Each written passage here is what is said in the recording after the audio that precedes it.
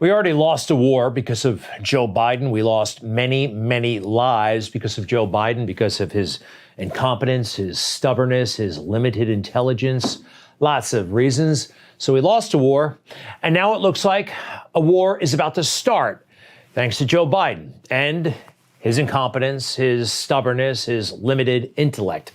It does appear as though Russia is on the verge of entering Ukraine once again, just like they did in the Obama-Biden administration.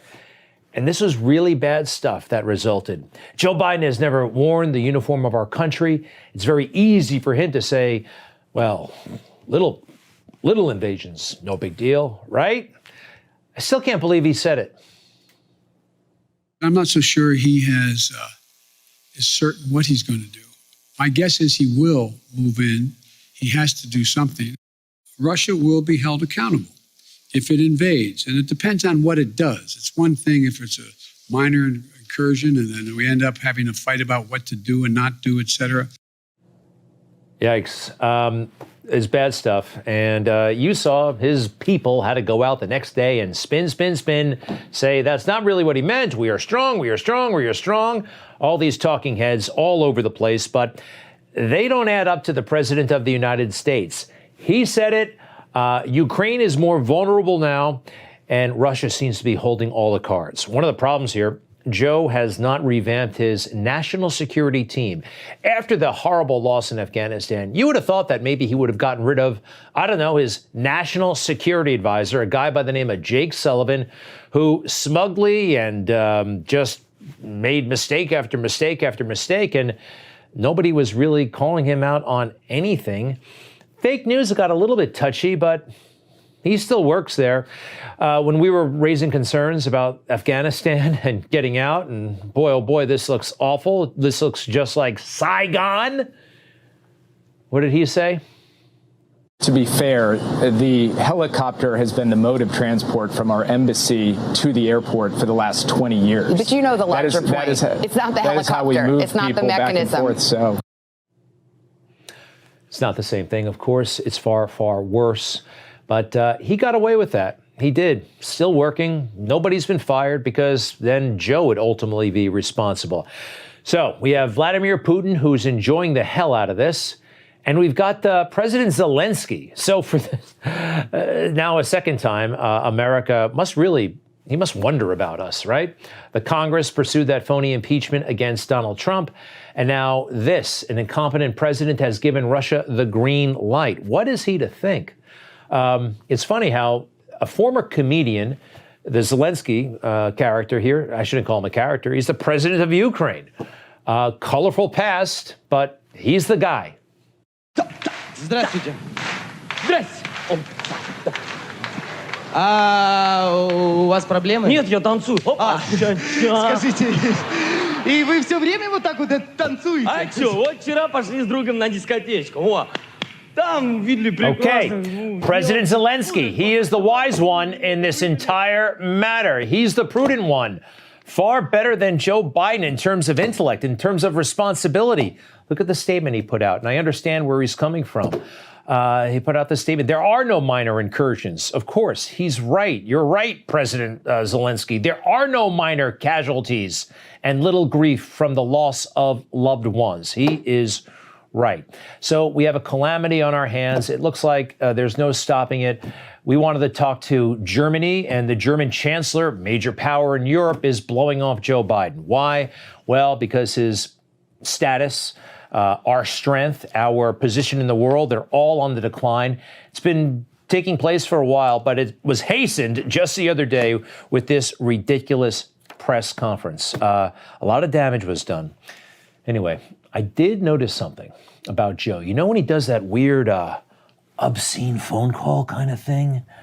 You've seen it a million times. And I found, I believe, a key piece of the puzzle into why he might be doing this. First, this is what he's doing. A lot.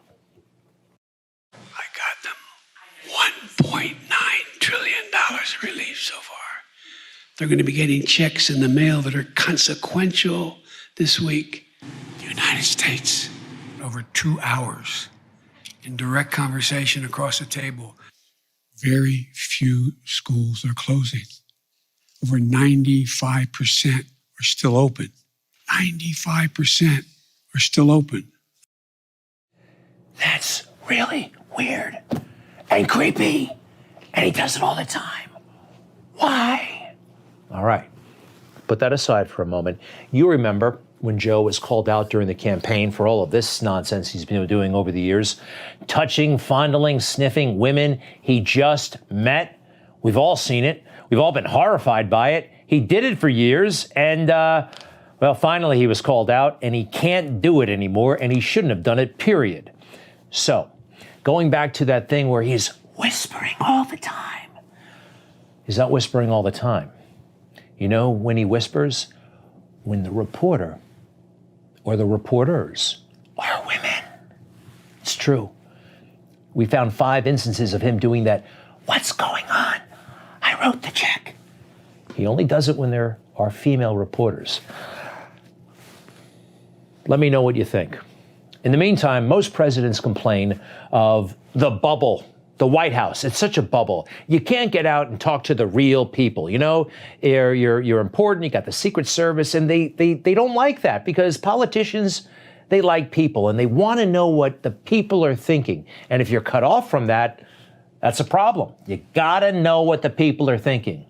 So in that press conference, Joe, I thought he was going to go there. I thought he was about to say how frustrated he was that he couldn't see people more, and he wanted to get out there and find out more about them. But then there was a little twist, a very bizarre but very important twist. Part of the problem is, as well, I have not been out in the community nearly enough. I've been here an awful lot. I find myself in a situation where I don't get a chance to look people in the eye because of both COVID and things that are happening in Washington, to be able to go out and do the things that I've always been able to do pretty well. Connect with people. Let them take a measure of my sincerity. Let them take a measure of who I am. Let them take a measure of my sincerity. Let them look me in the eye. It's about him. It's not about us. It's about him. That is the most significant thing that was said yesterday, apart from the Ukraine debacle. A measure of me, me, me. He wants to be outside the bubble so he can brag about stuff he did 30 years ago. For example, I mean, as I pointed out in South Carolina, last time when I was chairman of the Judiciary Committee, I got the Voting Rights Act extended for 25 years, and I got Strom Thurmond to vote for it. That's what I've been doing my whole career. His whole career. Career. That word actually stuck with me. Career. When I was in the Marine Corps, in the early part of my Marine Corps service, career was considered a bad word. You didn't talk about a career. You talked about service. This was started by a general by the name of Al Gray, General Al Gray. Unless you care more about others than yourself, you will fall prey to careerism. For General Gray, careerism was a bad thing. To this day, I don't like the word career. You're not supposed to think that way. You're supposed to be more outwardly thinking. Look, I use the word. I do. I talk about my career. But still, because of him, careerism has a negative connotation. Here's a little bit more from the general. What makes Al Gray really mad? That's a tough question. I think that, for example, when people in the profession of arms put themselves ahead of the people they're privileged to lead, that gets my attention. All right. When people put themselves ahead of the people they're privileged to lead. Now, he's talking about military men, but Joe Biden is the leader of this country. I have a feeling that the general would not approve of Joe Biden. I don't know for sure, but no, I don't think so. Talking about his career, talking about how he wants people to look at him He doesn't want to know about their problems. He wants people to look at him and get the measure of him. More from the general.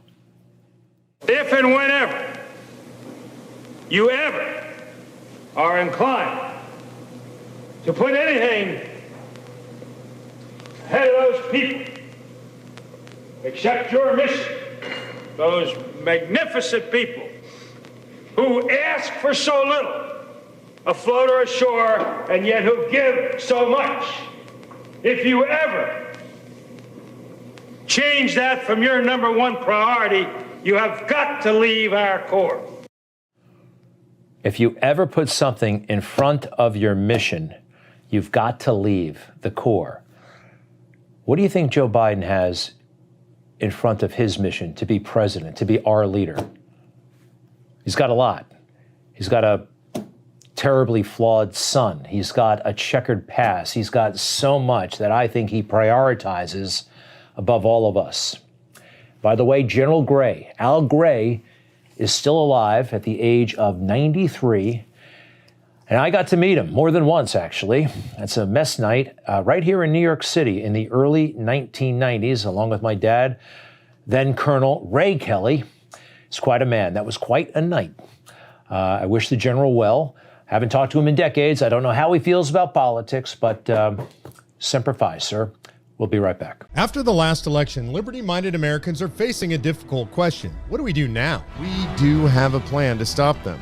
This is the only plan that bypasses Biden and Congress to save the republic. Sign the petition at conventionofstates.com.